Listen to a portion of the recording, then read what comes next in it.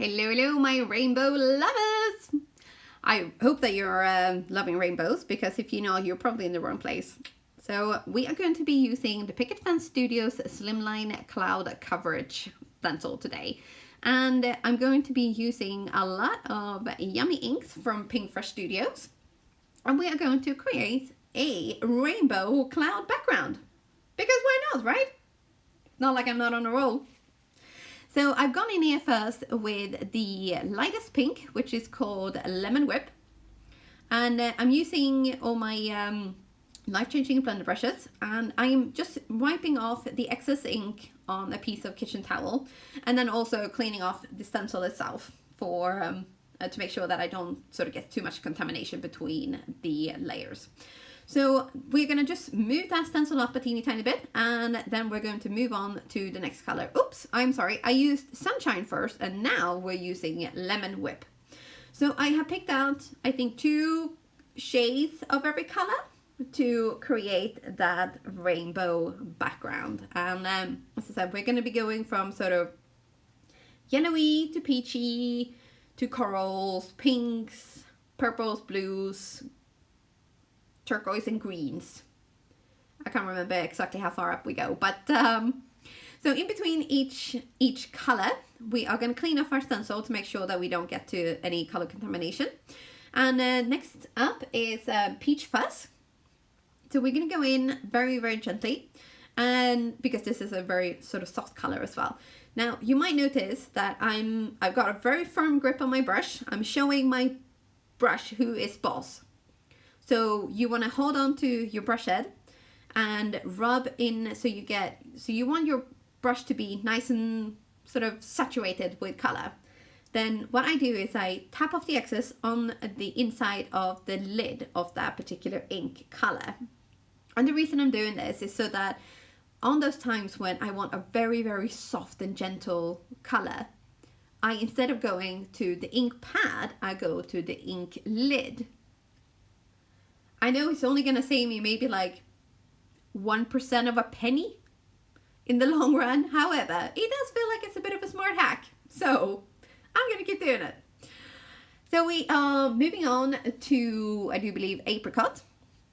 And as I said, we're going to be going up and down, doing this entire panel in all the colors that we can actually get on there. But I do like leaving a little bit of white in between every color as well, just so that you kind of get that. I want to say it's more to kind of add depth and texture rather than anything else, because I just do kind of feel like it gives more of a 3D look, you know, when you leave that little bit of white in between the layer. You will see when the whole thing is done, you will see what I mean. But I mean, obviously this is entirely up to you. You decide how you want to have things. You know, if you want to have a super, super saturated and colorful background, go for it. The world's your oyster, right? And if you don't like it, just try again. It's just paper, isn't it?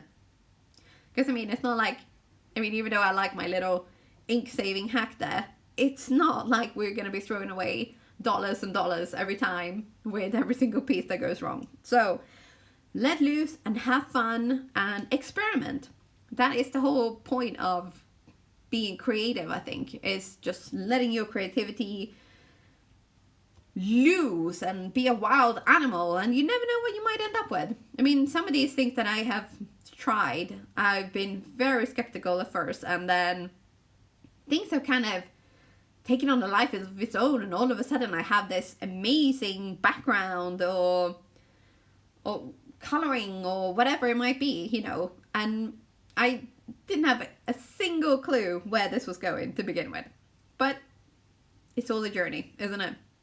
But we are going to be, as I said, we're going to be covering this entire stencil with colors. And you might want to be a little bit careful when you add your reds, especially if you don't have very many blender brushes, because the red is very hard to clean off from your brush. So you might see I have like little markers on my brushes as well. These are from Make It by Marco. I will link to their Etsy shop in the little description thingy down below as well. I have brush holders from Make It by Marco. I have glue holders and glue rests and iPad holders and even phone holders. They do the most amazing 3D printed stuff. And they also do these little color-coded clips for your brushes. So even if you don't know exactly what color is on your brush, if you use your little clips and you stick to your color families, all good, all sorted, and organized. And we like organization, don't we? Yeah, for sure. Now that candy apple is an incredible red, but it's almost like I want to say a cherry red rather than like a Christmas Santa red. Yeah. And oh, this color as well. I mean, I love all of these colors, to be fair. And if you want to see a video with the swatches of these videos, there is on my channel. You can find it. It's under, I think it's called just PinkFresh Mega Haul and Ink Swatching. It's got a picture of ink swatches on there, like in the little thumbnail. So if you want to see it, I will link that down below in the description box as well, just to kind of make things easier for you. But that Raspberry Bliss, good color. And here we are. Yeah, sorry about the shaking as well. I do need to probably set up a better filming thing, because when I'm cleaning and rubbing off my stencils and my tools and stuff, the whole world is like shaking along. So, right, we're going to go in here with our last sort of pink color. And this one is a Sparkling Rose. And then we're going to move on to the lilacs and up to the blues. I don't think I actually will be able to fill in too many of the sort of teals and greens here. But, you know, you can probably, if you were to cut out a few of the colors and not have quite so many gradients of all the colors, you could just have one yellow, one peach, one coral, one red, one pink, one purple, one blue, one teal, one cool green, and one sort of normal green, and then you'll be able to fit them all in, no problems. But again, you live and learn, and I was here just kind of, I mean, I'd taken all these things out and I wasn't sure I was going to be able to fit them all in. I was hoping I would, but I did not. However, I think you will find at the end that it was definitely, yeah, it was a good one. It was a good one for sure. So, and I did color up a little doggy from the Pet All of the Dogs stamp set as well, because I wanted to have this card or this background for a sympathy card for a dog. So I have stamped up a sentiment from the Stella Puppy stamp set, which has also got an incredible cute doggy, but it was just a little bit too big, I thought, for this one.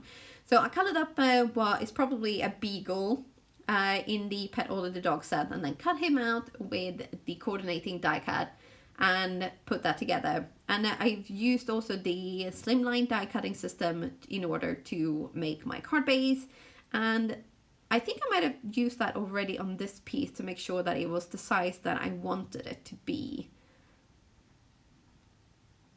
Pretty sure. Yeah. You know when you watch back your footage and you're like, I'm pretty sure I did this, and then you're like, no, I did not do that. Oh, okay. All right. That I would have guessed. You know, I would have done that. Wouldn't it be kind of fun idea at some point to kind of do like a voiceover first and then have to do that in the video? You'd probably be thinking to yourself, oh, why did I give myself this challenge? But it could be kind of a fun idea, couldn't it? Right, so this blue here is called Blue Jay, and I mean, I know I'm a blue kind of gal. I really love my blue, and I should have probably carried on with the blue here, but I did go for one of the greener colors, and I think this was one that's meadow, just to kind of squeeze in green there at the top as well. But I don't think I should have bothered, really. I should have carried on with the blues, but again, you live and learn, and this was just a trial and error sort of thing. So the good thing I like about this stencil as well is that you have lots of little bits, and you can also use the edge. So you can use it like I have done with a vertical slimline card, or you can do it horizontally. So it works both ways. And here's my little beagle, and he might be gone from your lap and never your heart, and that is so true when we lose our fur babies. So with that, I'm all done for today, and thank you for hanging in there, listening to all that jibber jabbering. And there was quite a lot of it, so if you're still here, yay, thank you. So don't forget to subscribe and hit that like button. See you soon again.